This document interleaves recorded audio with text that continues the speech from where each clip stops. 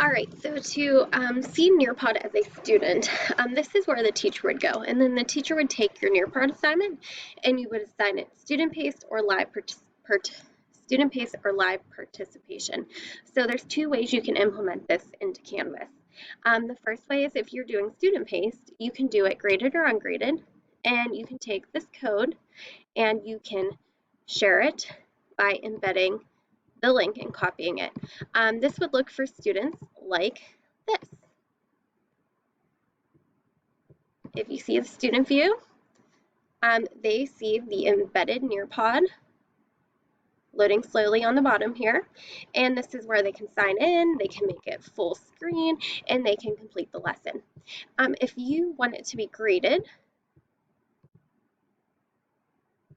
you would just go to assignments, and I'm going to make a test run to show you guys what the students would see here. You would add an assignment, do a test NearPod. You can just say complete the NearPod, which is where you would put the directions, and then you would upload it as an external tool. So you would go down here, you would click external tool, you would find it through your NearPod. Now, your administration would have to set this up for you and make sure that you have your NearPod added to your external tool. Once this loads, you will click the lesson you want. You can do live participation, you can do student view or student paste. So you'll click that here, click select, and you can add your date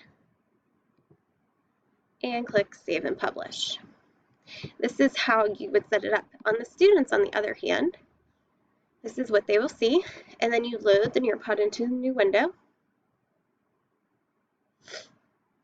and this is where they can type their name in and click join lesson, and then they're able to complete the instructions. So they can drag and drop, make it very interactive, and when they're done, they can click submit.